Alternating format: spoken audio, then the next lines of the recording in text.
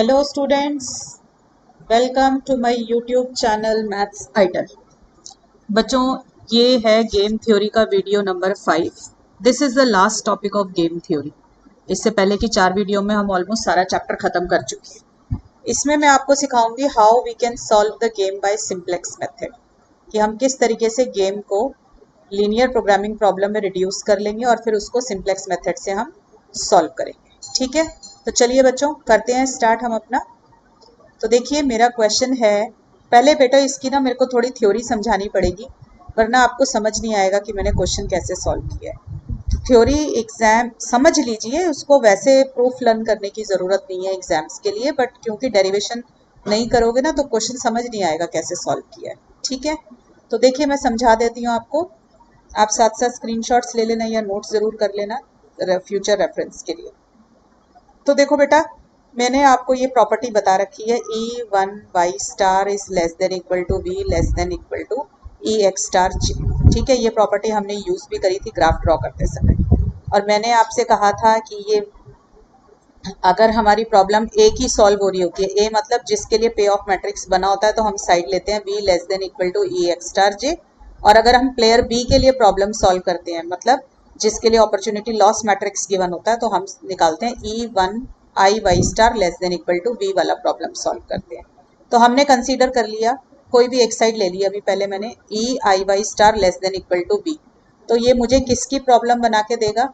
For player B. B कौन होता है? जो मैट्रिक्स के अंदर जो गेम होता है यहाँ पे लिखा होता है वो बी प्लेयर होता है, और जो रो साइड पे लिखा होता है वो ए होता है। अब तो आप इतना गेम थ्योरी पढ़ चुके हो तो मैट्रिक्स आपको पता है कि किस तरीके का पे ऑफ मैट्रिक्स होता है। ठीक है बेटा, तो मैंने ये ले लिया। अब एक्सपेक्टेशन का फॉर्मूला क्या होता है कि जो एलिमेंट्स हैं मैट्रिक्स के एलिमेंट ए आई जे हैं, उनको मल्टीप्लाई कर दीजिए वाई जे स्टार से। ठीक है ना, अगर बी के लिए करते हैं तो वाई जे स्टार ले लेते हैं, वाई ले लेते हैं हम, और ए के लिए करते हैं तो हम एक्स ले लेते हैं। ये तो कोई भी वेरिएबल है जो आप यूज कर लीजिए। और वी होती है वैल्यू ऑफ द गेम। ठीक है ना, तो ये एक्सपेक्टेशन का फॉर्मूला लिख दिया मैंने। और आपको पता है वाई जे स्टार, ये वाई जे क्या होता है? प्रोबेबिलिटी होती है कि लेट बी जो है फर्स्ट को इस प्रोबेबिलिटी से ले रहा है और सेकंड को इस प्रोबेबिलिटी से ले रहा है, तो वाई क्या होती है? प्रोबेबिलिटी होती है। Probability always lies between 0 and 1, so we have taken Y J star line between 0 and 1। Clear? आपको ये भी पता है कि टोटल जो होता है प्रोबेबिलिटी का वो 1 होता है, तो Y one star plus Y two star plus Y three star total कर देंगे सारा तो 1 आ जाएगा। ठीक है बेटा, तो ये तो मेरी एक इस पूरी 3 इक्वेशंस का मैंने नाम रख दिया 1। ठीक है, अब देखो मैं क्या करूंगी, इस v को, ये देखो जहां मेरी पेंसिल है इस वाली इक्वेशन पे आ जाइए, इस वाली इक्वेशन पे यहाँ पर आ जाइए। मैं इस v को ना नीचे उतार लाती हूँ लेफ्ट साइड पे, तो मेरा बन जाएगा summation A I J Y J star by V. देखो क्या बनेगा, मैं इसको नीचे उतार लाई v को। ये नीचे तभी उतर सकता है जब वैल्यू ऑफ द गेम आपकी पॉजिटिव होगी। देखो अगर v 0 होगा तो डिनोमिनेटर डिफाइन नहीं रहेगा, तो इसलिए v 0 नहीं होना चाहिए। दूसरी बात, v ग्रेटर देन 0 भी होना चाहिए, क्योंकि अगर v ग्रेटर देन 0 नहीं है तो साइन ऑफ इनइक्वालिटी चेंज हो जाएगा। ठीक है ना, तो मेरे को value of the game ensure करके रखनी है क्वेश्चन के अंदर कि वो ग्रेटर देन 0 हो। वो कैसे करते हैं मैं क्वेश्चन में बता दूंगी। ठीक है आपको। अब देखिए आपको क्या दिया हुआ है, दूसरी इक्वेशन क्या है? Y J star line between 0 and 1। तो मैंने इसको क्या किया, दोनों साइड पर इक्वेशन को डिवाइड कर दिया v से, क्योंकि मेरा v ग्रेटर देन 0 है तो मैं ये कर सकती हूँ। तो 0 बाई वी तो 0 हो गया, 1 को v से डिवाइड करोगे तो 1 बाई वी आ जाएगा। ठीक है, ऐसे ही मेरी थर्ड इक्वेशन थी Y one star plus Y two star plus Y N star equal to 1, क्योंकि प्रोबेबिलिटी का टोटल 1 होता है। तो मैंने इसको भी पूरी इक्वेशन को v से डिवाइड कर दिया, तो मेरा ये आ जाएगा, ये वाला इक्वेशन। सारी इक्वेशन को v से दोनों साइड डिवाइड कर दिया। ठीक है बच्चों, अब जो मेरी 3 इक्वेशन आई हैं वो क्या आ गई, जो ऊपर हमने लिखी हुई है, उसमें मैंने एक सब्सटीट्यूशन कर दी कि Y J star by V को मैंने वाई जे मान लिया। बच्चों ये फॉर्मूला आप लर्न कर लेना, Y J star by V equal to Y J, because I have to use it in solving the questions. मैं क्वेश्चन सॉल्व करूंगी जब, तो मेरे को इसकी जरूरत पड़ेगी। ठीक है बेटा, तो अब देखो जब मैं ये सब्सटीट्यूशन लूंगी तो मेरी इक्वेशन इसमें कन्वर्ट हो जाएगी। देखो जरा इधर, मैंने Y J star by V को मैंने वाई जे ले लिया, तो ये इक्वेशन किस में कन्वर्ट हो गई? समेशन ए आई जे, और ये बन गया वाई जे। ठीक है ना, इसकी जगह मैंने वाई जे लिख दिया। क्लियर हो गया सबको? ठीक है, ऐसे ही देखो ये Y J star by V है ना, इसकी जगह मैंने वाई जे लिख दिया, तो मेरी इक्वेशन क्या आ गई? Y J line between 0 to 1 by V. Clear है बच्चों?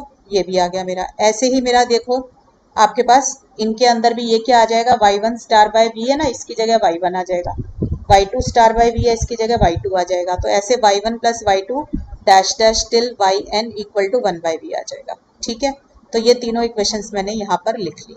ठीक, मैं किसकी प्रॉब्लम लिख रही थी, प्लेयर बी की या प्लेयर टू की लिख रही थी ना, ये वाला जो प्लेयर यहाँ होता है इसकी लिख रही हूँ मैं प्रॉब्लम। इसकी प्रॉब्लम आपको पता है हमेशा मिनिमम वी होती है, और क्योंकि ये अपना लॉस मिनिमाइज करना चाहता है।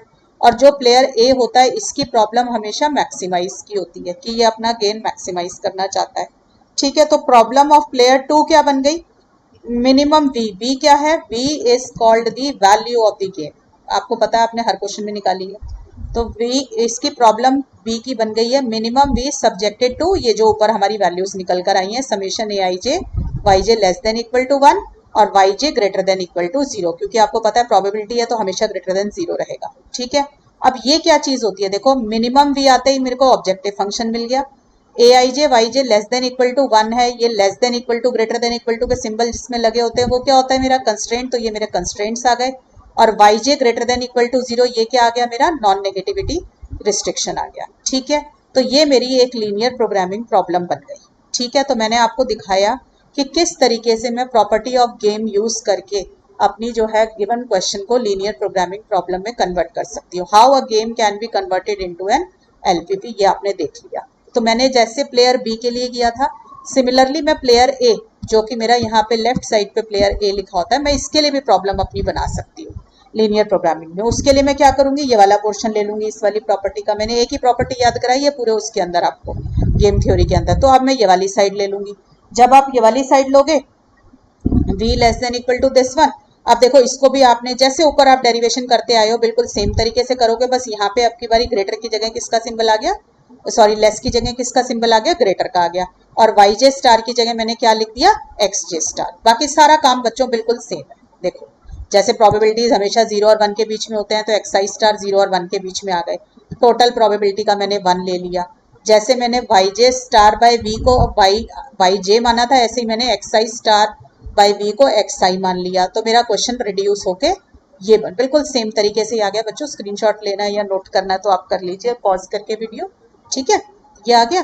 तो अब इसके अंदर देखो मैंने ये मेरी प्रॉब्लम भी क्या बन गई है, अब की बारी मैक्सिमम बी। क्यों मैक्सिमम बनी, क्योंकि जो प्लेयर ए होता है इधर प्लेयर बी होता है, ए की प्रॉब्लम होती है हमेशा मैक्सिमम की और बी की प्रॉब्लम हमेशा लेके चलते हैं मिनिमम की। ठीक है ना, तो मेरा maximum V subjected to these constraints आ गया। ठीक है बच्चों, आपको मैंने डुअलिटी का जब चैप्टर कराया था तो मैंने बताया था कि लीनियर प्रोग्रामिंग प्रॉब्लम जब आप एक सॉल्व करते हैं उसी के साथ उसका डुअल भी सॉल्व हो जाता है। तो ये जो प्रॉब्लम ए और बी की बनी है, आपने देखा ए की प्रॉब्लम मैक्सिमम की है, बी की प्रॉब्लम मिनिमम की है। ठीक है ना, तो आपको पता है डुअल में ऐसा ही होता है कि आप एक ही क्वेश्चन से दो प्रॉब्लम सॉल्व करते हो, एक अगर मैक्सिमम है तो दूसरी उसकी मिनिमम होती है, जिसको हम डुअल बोलते हैं। तो प्रॉब्लम 1 और 2 जो दो हमने प्रॉब्लम बनाई है, ये दोनों एक दूसरे के डुअल होंगे। आपको पता है कि अगर मैं एक सॉल्व करूंगी तो मैं ZJ माइनस CJ अगर स्लैक वेरिएबल का लेती हूँ तो मुझे दूसरे का सॉल्यूशन मिल जाता है। इसके ऊपर मैंने पूरी वीडियो बना रखी है बच्चों डुअलिटी के चैप्टर में, डुअलिटी की प्लेलिस्ट खोल लेना, वहां पे आप देखना कि डुअलिटी में मैंने आपको दिखाया है कि how can we read the solution of the dual from the primal problem, कि अगर मैं एक प्रॉब्लम को सॉल्व करती हूँ तो दूसरी प्रॉब्लम का सॉल्यूशन मुझे कैसे मिलता है। ये हमने डुअलिटी की किसी वीडियो में, डुअलिटी की प्लेलिस्ट खोल लेना बच्चों, वहां से देख लेना। और अगर नहीं याद है तो मैं यहाँ पर भी समझाऊंगी अभी क्वेश्चन सॉल्व करते समय, तो आप देख लेना। ठीक है, अब चलिए ये हमें पता चल गया कि हमारी थ्योरी क्या है। अब क्वेश्चन देखते हैं एग्जाम में जो आता है। तो देखो बेटा मेरा क्वेश्चन है solve the following game by simplex method, और ये मुझे गेम दे रखा है क्वेश्चन में, जो ये मैट्रिक्स गिवन है। मैंने यहाँ लिख लिया प्लेयर ए, ये लिख लिया प्लेयर बी। तो प्लेयर ए का तो ये पे ऑफ मैट्रिक्स है और प्लेयर बी के लिए ये लॉस मैट्रिक्स है। ठीक है, अच्छा बेटा देखो हम चाहें तो प्लेयर ए के लिए प्रॉब्लम सॉल्व कर लें और चाहें तो बी के लिए सॉल्व कर लें। हम प्लेयर बी के लिए इसलिए सॉल्व करते हैं क्योंकि प्लेयर बी के जो कंस्ट्रेंट्स है ना वो less than equal to sign के होते हैं, और less than equal to sign के होंगे तो उसमें हमें सॉल्व करते समय स्लैक वेरिएबल डालने पड़ते हैं, और स्लैक वेरिएबल सरप्लस डालना नहीं पड़ेगा। तो स्लैक वेरिएबल से क्वेश्चन बहुत आसानी से सॉल्व होता है, आपको पता है सिंप्लेक्स बहुत आराम से लगता है। अगर ग्रेटर के कंस्ट्रेंट आ जाते हैं तो आपको पता है आर्टिफिशियल वेरिएबल डालना पड़ जाता है उसके अंदर, तो वो थोड़ा मुश्किल हो जाता है। तो इसलिए आई ऑलवेज प्रेफर कि हम प्रॉब्लम बी के लिए सॉल्व करें।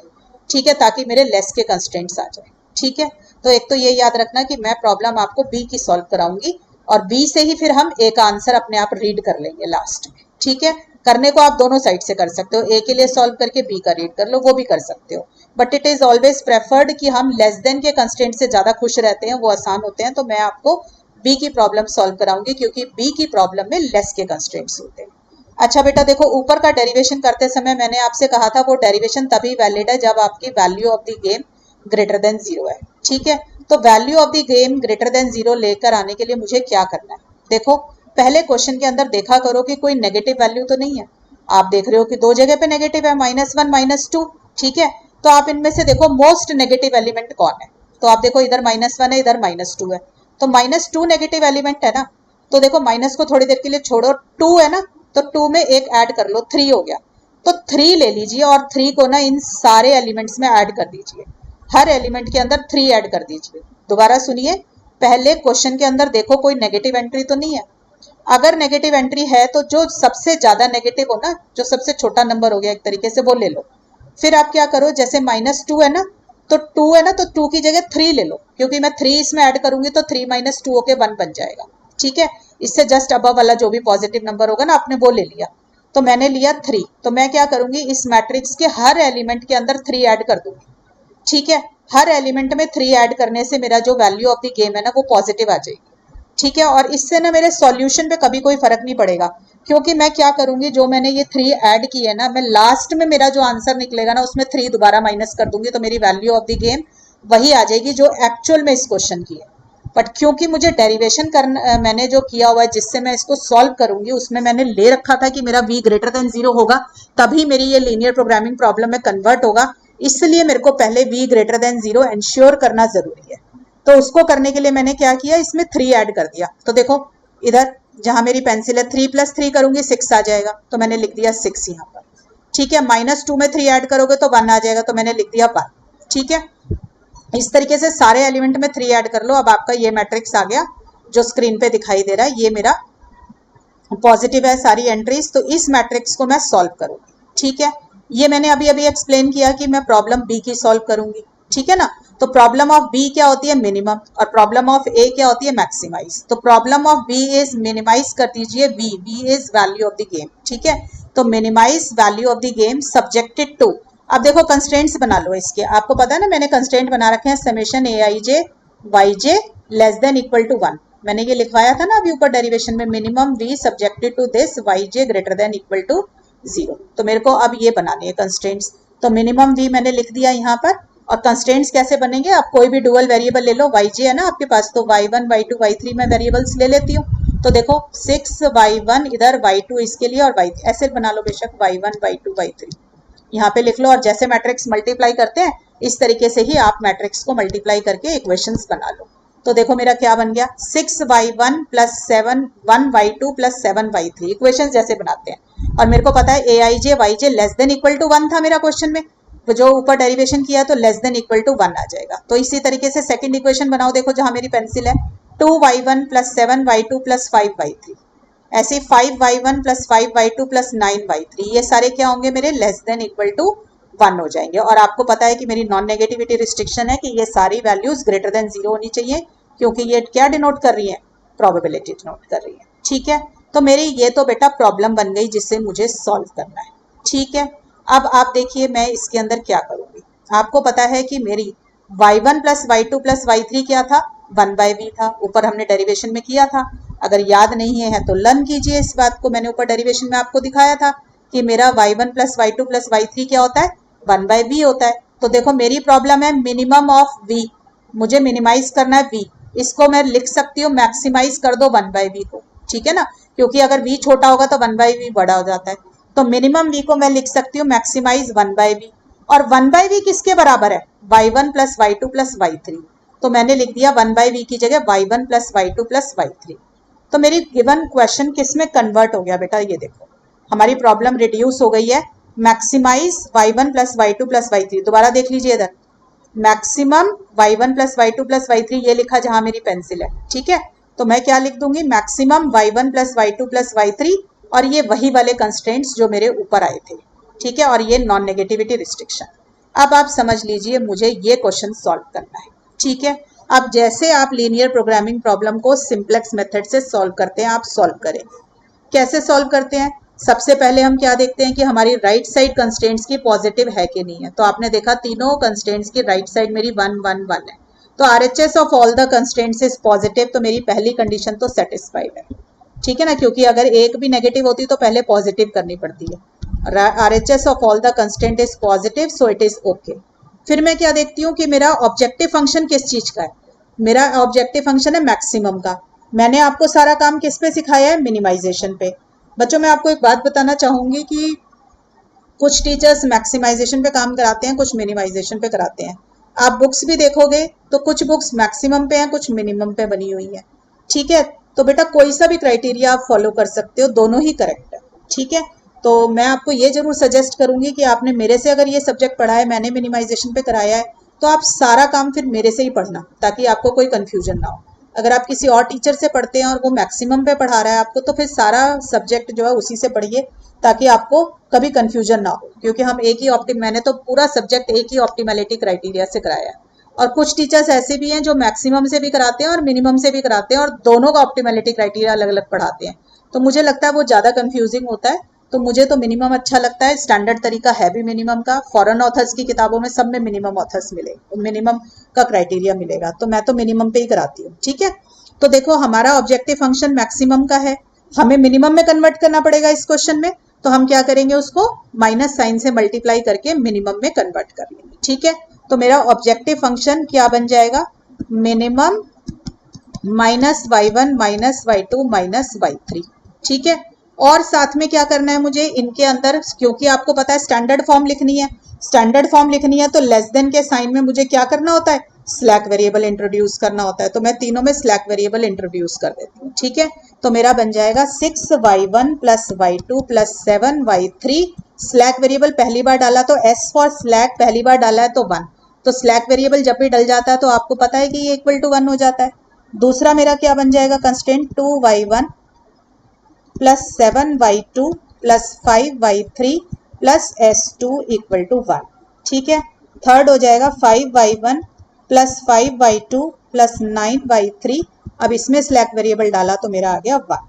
और y1 y2 y3 s1 s2 s3 all are greater than equal to 0। यही काम करते थे सिंप्लेक्स में। और आपको ये भी पता है कि हम इसकी एंट्री ऑब्जेक्टिव फंक्शन में करते हैं। s1 s2 का कोफिशिएंट क्या लेते हैं?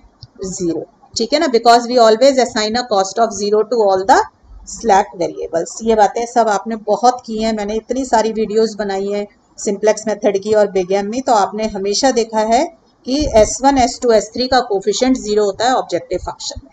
इतना होने के बाद बेटा हम क्या करते हैं, अब इसको सॉल्व करने के लिए अपनी सिंप्लेक्स टेबल सेट करते हैं। सिंप्लेक्स टेबल किससे स्टार्ट होती है? हमेशा CB VB XB, ठीक है, इसी से स्टार्ट करोगे। फिर जो वेरिएबल आपको क्वेश्चन में दिख रहे हैं y1 y2 y3 s1 s2 s3 आपने ये लिख लिए। XB के ऊपर हम बनाते हैं CJ। CJ में क्या लिखते हैं? कंट्रीब्यूशन या कॉस्ट। वो कहाँ से लिखते हैं? ऑब्जेक्टिव फंक्शन से। तो आप देखिए जहां मेरी पेंसिल है, ऑब्जेक्टिव फंक्शन में y1 y2 y3 का कोफिशिएंट क्या है? -1, तो मैंने लिखा -1 -1 -1। S1 S2 S3 का कोफिशिएंट देखो बच्चों क्या है? 0 0 0, तो मैंने लिख दिया S1 के ऊपर भी 0, S2 के ऊपर भी और S3 के ऊपर भी 0 लिख दिया। फिर हम क्या करते हैं बच्चों? कोफिशिएंट नीचे कंस्ट्रेंट्स उतारेंगे। कंस्ट्रेंट देखो, पहले कंस्ट्रेंट पे आ जाओ जहां मेरी पेंसिल है, 6y1 plus y2 plus 7y3 plus s1 equal to 1। तो देखो फर्स्ट कंस्ट्रेंट को नीचे उतारते हैं, y1 के नीचे y1 का कोफिशिएंट क्या आ गया? 6, y2 के नीचे y2, y3 के नीचे y3, s1 का 1 है, s2 s3 है नहीं तो 0 है, ठीक है। और ये राइट साइड कहाँ चली जाती है? XB के अंदर, क्लियर। तो ये राइट साइड का जो 1 है वो कहाँ आ गया? मेरा XB के कॉलम में, देखो जहां मेरी पेंसिल है। अब ऐसे ही सेकंड कंस्ट्रेंट उतार लो बेटा। देखो सेकंड कंस्ट्रेंट में y1 का कोफिशिएंट है 2, y2 का है 7, तो यहाँ उतारते जाओ 2 7, y3 का है 5, s2 का है 1, s1 s3 है नहीं तो 0, ठीक है। ऐसे ही थर्ड वाले का भी उतार लीजिए। आपने कोफिशिएंट्स उतार लिए सारे, क्लियर। अब राइट साइड उतार दी हमने XB के कॉलम में, ठीक।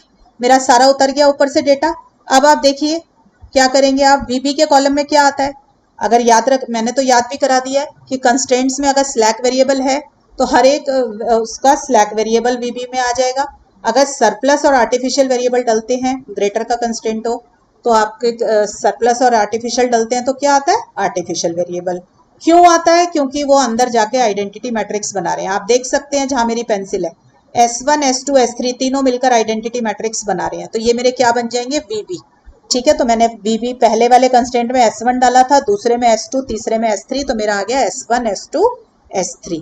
और कॉस्ट कहाँ से लिखते हैं बेटा? हम सीबी हम कहाँ से लिखते हैं? देखो यहाँ से, जहां मेरी पेंसिल है, सीजे के कॉलम में S1 S2 S3 के ऊपर क्या लिखा हुआ है? 0 0 0, तो क्या आएगा? 0 0 0। ठीक है बच्चों, अब इसकी कैलकुलेशन कर लो। ठीक है, तो अब ZJ पे आ जाइए। ठीक है, ZJ निकालते हैं कैलकुलेशन के लिए। क्या सिखाया है? जिस भी कॉलम का ZJ निकालना है उसको मल्टीप्लाई कर दीजिए CB के कॉलम से। ठीक है ना, तो Y1 के कॉलम को मैं मल्टीप्लाई कर रही हूँ CB के कॉलम से एलिमेंट वाइज। ठीक है, तो 0 × 6 0, 0 × 2 0, 0 × 5 0। ठीक है, तो आपका ये आ जाएगा 0। ऐसे ही आप Y2 Y3 S1 S2 S3 सबका निकाल लेंगे बच्चों। तो ठीक है, ये क्या आ जाएंगे? सबके 0 आ जाएंगे, क्योंकि CB के कॉलम में 0 है, तो जब मल्टीप्लाई करेंगे तो 0 ही आ जाएगा। फिर क्या निकालते हैं? ZJ minus CJ।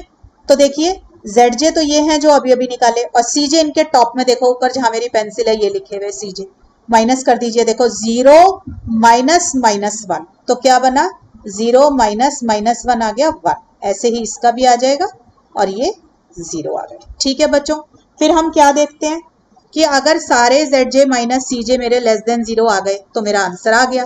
बट अगर एक भी पॉजिटिव आ गया तो जो लार्जेस्ट पॉजिटिव होगा that will enter into the basis. तो आप देखो, आपके तो 3 1 आ रहे हैं। ठीक है, तो जब टाई हो जाए तो कोई सा भी ले लो। तो सपोज कर लो मैंने ये वाला 1 ले लिया। ठीक है, ये Y1 के कॉरेस्पॉन्डिंग, तो मैंने Y1 के कॉरेस्पॉन्डिंग इसको मार्क कर लिया। ये क्या बन गया मेरा Y1 के कॉरेस्पॉन्डिंग? ये बन गया मेरा पाइवेट कॉलम। ठीक है, और मेरा Y1 क्या बन गया? Entering variable. इस एंटरिंग वेरिएबल का क्या मीनिंग होता है कि नेक्स्ट टेबल में मेरा VB के कॉलम में S1 S2 या S3 की जगह पर, किसी भी एक की जगह पर Y1 आ जाएगा। ठीक है ना, VB के कॉलम में, मतलब जो एंटरिंग वेरिएबल होता है वो नेक्स्ट टेबल में VB के कॉलम में आ जाता है। अब किसकी जगह पर आएगा? S1 S2 S3 में से किसकी जगह पर आएगा? उसके लिए निकालो रिप्लेसमेंट रेशोस। रिप्लेसमेंट रेशोस का फॉर्मूला क्या सिखाया हुआ है आपको? XB upon pivot column. और पाइवेट कॉलम की कौन सी एंट्री लेनी होती है? जो ग्रेटर देन 0। ठीक है, तो देखो बेटा, ये जहां मेरी पेंसिल है ये है मेरा XB का कॉलम, और ये जो ब्लू कलर से मार्क किया ये है मेरा पाइवेट कॉलम। तो डिवाइड कर दो 1/6। ठीक है, 1/2, और ये आ गया 1/5। ठीक, अब इनमें से क्या लेना होता है? जो रिप्लेसमेंट रेशोज है, मिनिमम वैल्यू। तो मिनिमम कौन है इनमें? 1/6, तो मैंने 1/6 को सिलेक्ट कर लिया। ये किसके कॉरेस्पॉन्डिंग आया है? देखो, इसको मार्क कर लो। ये मेरा S1 के कॉरेस्पॉन्डिंग आया ना, तो इसको, जिसको मैंने मार्क किया, इसको तो मैंने लिख दिया पाइवेट रो। और S1 के कॉरेस्पॉन्डिंग आया तो S1 is the outgoing variable. तो नेक्स्ट टेबल में आउटगोइंग वेरिएबल का क्या मीनिंग है? नेक्स्ट टेबल में S1 तो चला जाएगा अपनी जगह छोड़कर, और उसकी जगह पे कौन आ जाएगा? Y1, क्योंकि Y1 था एंटरिंग वेरिएबल और S1 बना मेरा आउटगोइंग वेरिएबल। तो नेक्स्ट टेबल में S1 को तो बाहर भगा दो और उसकी जगह पर Y1 को बिठा दो। ठीक है, और दूसरी चीज क्या नोट करते हैं हम? पाइवेट एलिमेंट कौन है? देखो बेटा, मेरा पाइवेट एलिमेंट क्या है? 6, तो मैं लिख दूंगी पाइवेट एलिमेंट है 6। अब आपको ये बात पता है कि हमारी नेक्स्ट टेबल में हम क्या करेंगे? पाइवेट एलिमेंट को 1 बनाएंगे, और उससे नीचे जो ये 2 और 5 लिखे हुए हैं, इन दोनों को क्या बनाते हैं हम? 0। क्यों? क्योंकि Y1 मेरा नेक्स्ट टेबल में एंटरिंग वेरिएबल बना, यानी कि VB के कॉलम में आया। अगर वो VB के कॉलम में आया है तो उसके कॉरेस्पॉन्डिंग अंदर आइडेंटिटी मैट्रिक्स बनना चाहिए। तो उसके कॉरेस्पॉन्डिंग आइडेंटिटी मैट्रिक्स है तो 1 आएगा, तो फिर 0 0 बाकी के दोनों एलिमेंट्स आएंगे। तो हम हमेशा पाइवेट एलिमेंट को 1 बनाते हैं, और पाइवेट एलिमेंट के ऊपर और नीचे अगर कोई भी एलिमेंट प्रेजेंट है तो उसको 0 बनाते हैं। ठीक है बच्चों, तो नेक्स्ट टेबल बनाने की शुरुआत करते हैं हम। देखो अपना CB, VB और XB से ही फिर से टेबल बनती है। फिर हम अपने वेरिएबल्स लिखते हैं Y1 Y2 Y3, S1 S2 S3। इनके कोफिशिएंट्स लिख देते हैं, हमारे यही थे इनके कोफिशिएंट, ये तो कभी चेंज नहीं होते पूरे क्वेश्चन में, तो हमने इनको एज इट इज कॉपी कर लिया। ठीक, अब देखो सबसे पहले VB का कॉलम भरो। VB में अब क्या आ जाएगा, आपने देखा था VB के कॉलम में S1 चला गया था और उसकी जगह पर Y1 आ गया था। ठीक है, तो मैंने S1 की जगह Y1 लिख दिया, S2 और S3 अपनी जगह पे रह गए। और S2 का कोफिशिएंट ऑब्जेक्टिव फंक्शन में 0 था, S3 का भी 0 था, Y1 का देखो क्या है, ये देखो ये टॉप में लिखा जहां मेरी पेंसिल है, CJ से उठाते हैं ना वैल्यू, तो Y1 की कितनी कॉस्ट है, -1, तो मैंने Y1 के लिए लिख दिया -1।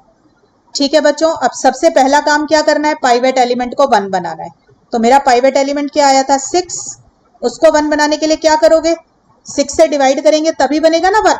देखो इधर देखिए जल्दी से, यहाँ पर ये देखो मेरा पाइवेट एलिमेंट यहाँ जहां मेरी पेंसिल है ये 6 है ना। इस 6 को 1 बनाने के लिए क्या करोगे, ये जो पूरी रो है मेरी, फर्स्ट रो जो मेरी पूरी है, इसको मैं 6 से डिवाइड कर दूंगी। ठीक है, तो मैं क्या एंट्री लगाऊंगी, new R1 equal to old R1 को 1/6 से मल्टीप्लाई कर दूंगी। तो मैं इस पूरी रो को 6 से मल्टीप्लाई करके नीचे लिख लेती हूँ, ये मेरी न्यू R1 हो जाएगी। ठीक है, तो ये आ जाएगा 1/6, 1, 1/6, 7/6, 1/6, 0 और 0। ठीक है, अब मुझे क्या निकालना है, न्यू R2 निकालनी है, सेकेंड रो निकाल लूंगी। तो मैंने हमेशा क्या सिखाया फॉर्मूला, जिसका न्यू निकालना है पहले उसका ओल्ड लिख लो, फिर माइनस जिस एलिमेंट को 0 बनाना है वो लिखिए, मल्टीप्लाइड बाय न्यू R1। क्यों R1 आया, क्योंकि जिसको हम सबसे पहले ठीक करते हैं, जो मेरी एंटरिंग वेरिएबल वाली रो होती है, सबसे पहले मैंने इस वाली रो को ठीक किया ना R1 को, तो R1 ही आएगा। फिर मुझे क्या करना है, R3 का भी एलिमेंट 0 बनाना था ना वहां पे, तो न्यू R3 लिखनी है, तो ओल्ड R3 की हेल्प लोगे, माइनस जिस एलिमेंट को 0 बनाना है वो लिखेंगे, मल्टीप्लाइड बाय सेम वही। अगर इधर R1 की हेल्प ली है तो इधर भी R1 की हेल्प लेंगे। जरा देखें R2 और R3 में किसको 0 बनाना है।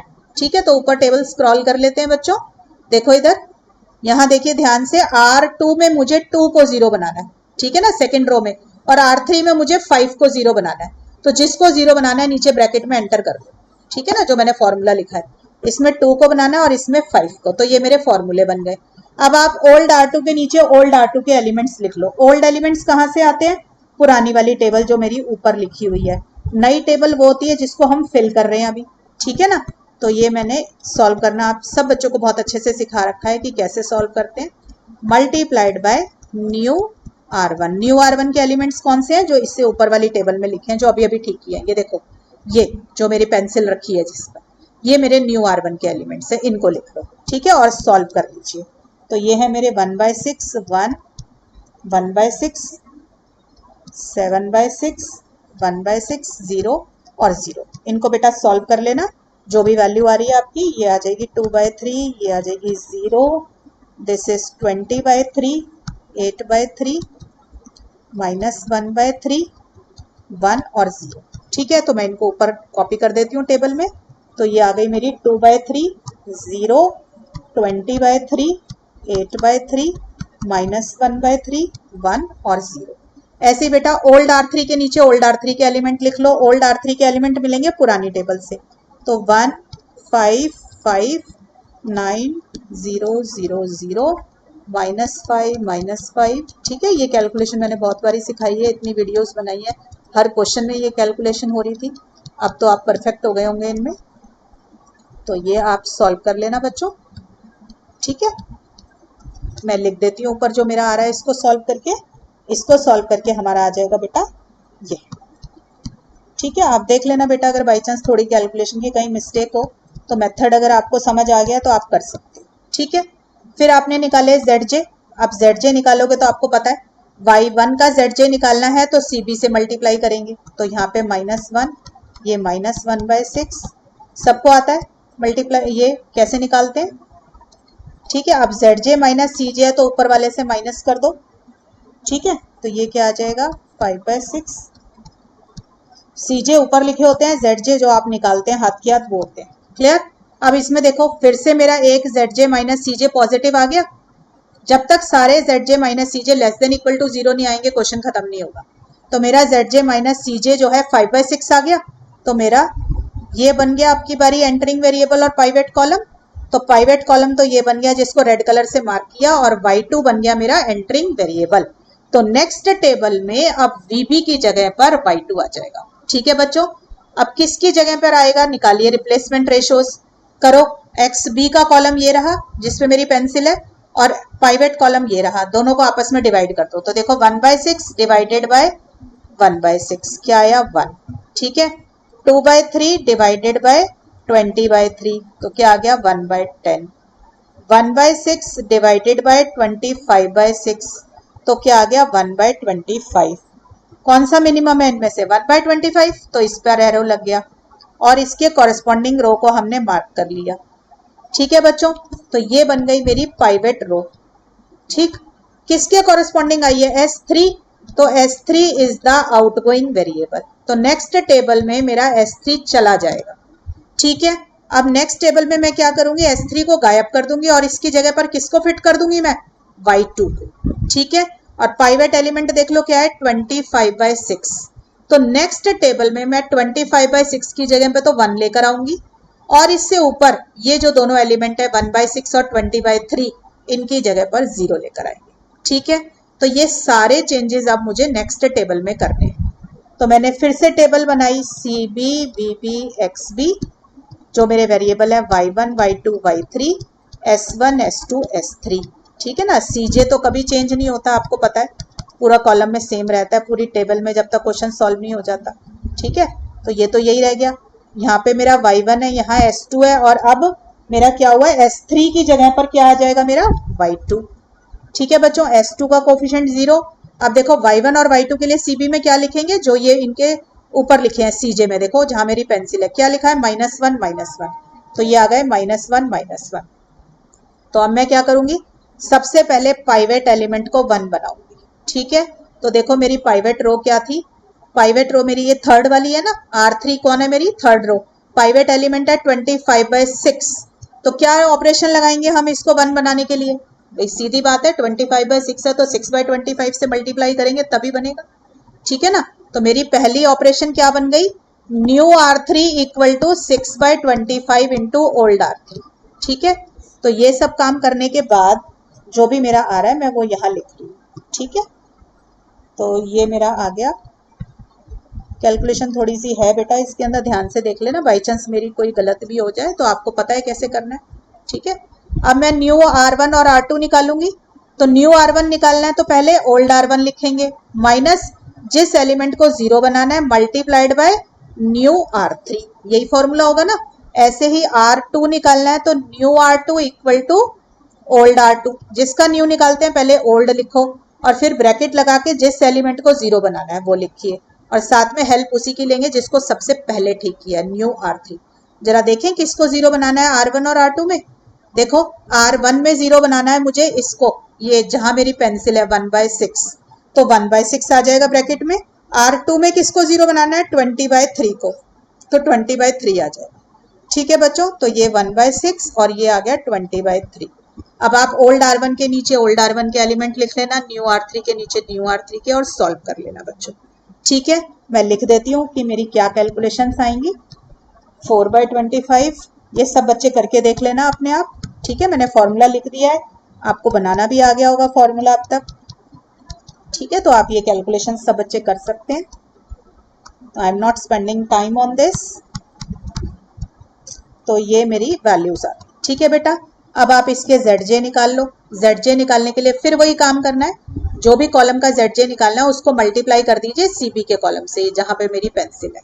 ठीक है, तो ये -1 आपका, और ये आ जाएगा -28 और 8 7 15, तो -35/25 -1/5 प्लस 1/5 0 0, और ये आ जाएगा -1/20 प्लस 1/25 और -5/25 यानी कि -1/5। ठीक है, माइनस आएगा प्लस आएगा।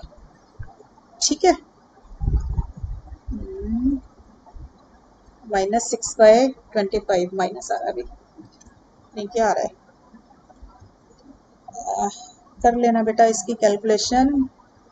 1/25 -6/25। ठीक है, हाँ माइनस आ रहा है। तो चलिए अब आ गए ZJ माइनस CJ, तो ये 0 और ये आ रहा है -2/5, ये भी 0 हो गया, ये भी 0 और ये आ गया -1/5। ठीक है बच्चों, तो सारे ZJ minus CJ less than equal to 0 आ गए। तो आंसर खत्म हो गया है। ठीक है, अब क्या सॉल्यूशन आया ऑप्टिमल सॉल्यूशन, ये देखो यहां से रीड करते हैं। ये वीबी के कॉलम में देखो क्या लिखा है, y1 की वैल्यू आ गई 4/25 और y2 की आ गई 1/25। ठीक है बच्चों, और मेरा क्या नहीं आया, y3 आया नहीं तो 0 है। तो जरा लिख दें ये बातें। देखो, since all zj minus cj less than equal to 0 it is an optimal solution. और क्या आंसर आया देखो, y1 की वैल्यू आई है 4/25, xb के कॉलम को रीड करते हैं बेटा। y2 आया नहीं, y2 सॉरी 1/25 आया है, y2 आया 1/25 और y3 आया नहीं तो 0 है। ठीक है बच्चों, और मेरा क्वेश्चन किसका सॉल्व हो रहा था, मेरी प्रॉब्लम थी मैक्सिमम की। मैं हमेशा कहती हूँ क्वेश्चन में डाल दिया करो डायरेक्ट वैल्यू। तो मेरा मैक्सिमम था, maximum 1/v equal to y1 plus y2 plus y3, यही लिखवाया था ना मैंने आपको ऊपर, जिसको हमने मिनिमम में कन्वर्ट किया था। तो मेरे पास क्या वैल्यू आ गई, 4/25 प्लस 1/25 प्लस 0, तो ये आ गया 5/25 विच इज 1/5। ठीक है, तो मेरा आ गया मैक्सिमम 1/b आ गया 1/5, यानी कि v की वैल्यू आ गई 5। तो मेरी वैल्यू ऑफ द गेम आ गई 5। तो actual value of the game कितनी आई है बेटा, आपको पता है मैंने स्टार्टिंग में आपसे कहा था कि 3 ऐड कर दो सब में, और मैंने कहा था इसका इफेक्ट नलीफाई करने के लिए हम क्या करेंगे, लास्ट में माइनस कर दो। तो मतलब मैंने 3 रुपए बढ़ा दिए थे ना हर एक चीज में, तो एक्चुअल में क्या हुआ, वैल्यू ऑफ द गेम मेरी 5 आई है। तो 3 तो मैंने शुरू में खुद ही ऐड कर दिए थे, तो 5 माइनस 3 इक्वल टू 2। इसका मतलब 2 रुपए एक बंदा जीतेगा तो 2 रुपए दूसरा बंदा हारेगा। ठीक है, तो ये तो मेरा निकल आया actual value of the game. अब मेरा y1 y2 y3 भी आ गया, बट आपको पता है कि क्वेश्चन में जो स्ट्रैटेजी थी मेरी वो क्या थी, y1 स्टार y2 स्टार और y3 स्टार। अगर आपको डेरिवेशन याद है तो मैंने कहा भी था कि आप फॉर्मूला याद कर लेना। तो मेरा फॉर्मूला क्या था देखो, yj था मेरा yj स्टार अपॉन v, और क्वेश्चन का आंसर मुझे देना है yj स्टार के अंदर। ठीक है, तो मेरा y1 स्टार क्या बन जाएगा, y1 into we, y2 star क्या बनेगा, y2 into V, y3 star का फॉर्मूला बन गया y3 इंटू वी। ठीक है, मैंने इसलिए डेरिवेशन कराया था कि आपको ये ना लगे ये वैल्यूज कहाँ से आ रही है।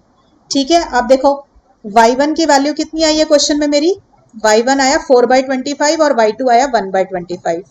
तो मैंने लिखा 4/25 वैल्यू ऑफ द गेम। देखो बेटा, वैल्यू ऑफ द गेम 4/25 के लिए तो यही है v इक्वल टू 5। ठीक है ना, तो मैं लिख दूंगी 5। तो ये मेरा क्या सॉल्व हुआ, 4/5। ठीक है, ये आ गया, हाँ ठीक है। ऐसे ही y2 की वैल्यू आई है मेरी 1/25, और इसकी जिससे मेरे y1 देखो अगर y2 ले रहे हो तो y2 के लिए v y2 वाला ही लेना है जो मेरा उसमें था। ठीक है, पहले निकला क्वेश्चन से जो निकला सॉल्व करके, तो ये आ गया। और ये मेरा 0 था तो 0 इंटू 5 मेरा 0 आ गया। तो मेरा फाइनल आंसर क्या आया, ऑप्टिमल स्ट्रैटेजीज फॉर, मैंने बी की प्रॉब्लम सॉल्व करी है ना, बी इज देखो y1 की value y1 star 4/5, y2 star 1/5 और y3 0, और वैल्यू ऑफ द गेम आ गई 2। ये मेरा एक्चुअल आंसर आया है, 3 का इफेक्ट नलीफाई करने के बाद आया है। ठीक है, अब मुझे ए का भी आंसर देना है। ठीक है, मुझे तो आंसर फॉर प्लेयर ए भी देना है। अब मैं इतना बड़ा क्वेश्चन दोबारा नहीं सॉल्व करूंगी, आई विल यूज डुअलिटी। ठीक है, for player B what we do is, हमें पता है कि अगर हमने एक प्रॉब्लम सॉल्व करी तो दूसरे का सॉल्यूशन कहां से मिलता है, look zj minus cj of the slack variables in the final simplex table. यही सिखाया हुआ है, इसकी पूरी वीडियो बनाई है बेटा मैंने डुअलिटी के चैप्टर में। Look zj minus cj of the slack variables in the final simplex table. ठीक है, और उनका साइन रिवर्स कर दो, in the final simplex table. देखें जरा क्या आ रहा है, देखो ऊपर टेबल स्क्रॉल करके देखते हैं। ठीक है, ये देखो मेरे zj minus cj slack variables के ये लिखे हुए। ठीक है, क्या है, 0 0 माइनस 1/5, तो ये मेरे बनेंगे प्राइमल का सॉल्यूशन। ठीक है ना, तो मैं लिख देती हूँ 0 0 1/5, तो x1 आ गया 0, x2 आ गया 0, और 1/5 था ना, माइनस 1/5 था ना, तो हम लेंगे 1/5। रिवर्स करते हैं sign, reverse the sign of zj minus cj, क्योंकि मुझे cj माइनस zj का उठाना था साइन, तो रिवर्स कर दिया साइन zj माइनस cj का, तो मेरे पास वैल्यू आ गई 0 0 1/5। अब बेटा फिर से ये x1 x2 x3 आए हैं, मुझे चाहिए x1 star, x2 star, x3 star. Final solution मेरा x1 star, x2 star, x3 star है। तो इसका फॉर्मूला क्या है? v इंटू x1, इसका क्या है? v इंटू x2 और इसका क्या है? v into x3। Value of the game आपको पता है सबकी सेम ही आती है, तो मेरी वैल्यू ऑफ द गेम 5 थी तो इसकी 5 ही आएगी। तो 5 इंटू x1 0, ऐसे ही 5 इंटू x2 की वैल्यू 0 करी तो 0, ऐसे ही 5 इंटू x3 है मेरा 1/5 तो वैल्यू आ गई 1। ठीक है बच्चों, तो मैं अब देख लीजिए, बिल्कुल अच्छे से देख लीजिए। ठीक है, तो अब हम क्या करेंगे, इसका आंसर लिखेंगे। तो ऑप्टिमल स्ट्रैटेजीज फॉर प्लेयर ए कौन सा प्लेयर था? जो रो साइड पे होता, लेफ्ट साइड पे होता है। फॉर प्लेयर ए इज, ये देखिए मेरा पहला 0, दूसरा भी 0 आया और तीसरा क्या आया? 1। तो इसके लिए ये आ जाएगा। वैल्यू ऑफ द गेम आपको पता ही है सबकी सेम रहती है। ठीक है बच्चों, so this is how we can solve the question by reducing it to simplex method. मैं आपको सबके स्क्रीनशॉट्स दिलवा दूं जरा एक बारी क्वेश्चन में कैसे मैंने किया है इनका। ठीक है, ये लीजिए, क्योंकि लॉन्ग क्वेश्चन है, हो सकता है आप लिख ना पाए हो, तो मैं स्क्रीनशॉट दिलवा देती हूँ बच्चों। ये लीजिए, पहले क्वेश्चन नोट कर लीजिए, इसका स्क्रीनशॉट ले लीजिए। ठीक है, नहीं तो वीडियो पॉज करके लिखिए। अच्छा तो यही है, क्वेश्चन साथ साथ सॉल्व करें। ठीक है, इसका भी ले लीजिए। ठीक, चलिए ले लीजिए बच्चों। अब आ जाइए इसके ऊपर, इसका भी ले लीजिए बच्चों। ठीक है, लेते जाइए स्क्रीनशॉट। आगे देखो, टेक द स्क्रीनशॉट, टेबल का ले लीजिए। ठीक है, फॉर्मूला ले लीजिए पूरा, लीजिए। राइट, कैलकुलेशन तो आप कर ही सकते हो बच्चों, सब बच्चे। ये लीजिए, नेक्स्ट। ठीक है, ले लीजिए स्क्रीनशॉट। अब इसके आगे देखिए, यहां से आपके लिए थोड़ी नई बातें शुरू हो जाती हैं, तो इसको जरूर अच्छे से ले लेना। ठीक है, ये लीजिए, this one and this one. ठीक है बच्चों, तो यहां पर बच्चों हमारा गेम थ्योरी का जो चैप्टर है वो पूरा फिनिश हो जाता है। क्लियर? मैं आपको एक क्वेश्चन दे देती हूँ, आप सॉल्व कर लेना होमवर्क में। ठीक है, अब इसको सिंप्लेक्स से ही सॉल्व करना है। Solve the game by simplex method. ठीक है, ये लिख लीजिए और इसका आंसर मुझे कमेंट बॉक्स में लिख कर देंगे सब बच्चे कि वैल्यू ऑफ द गेम कितनी आई है। ठीक है, और किसकी कितनी ऑप्टिमल स्ट्रैटेजीज है। क्लियर? ले लीजिए, चलिए। So I am winding up the lecture here. This was the last video on game theory. मेरा गेम थ्योरी का चैप्टर अब कंप्लीट हो गया। ठीक है बच्चों, तो पढ़ाई करते रहें बच्चों। कोई प्रॉब्लम आती है तो मुझे कमेंट बॉक्स में लिख के दें। All the very best.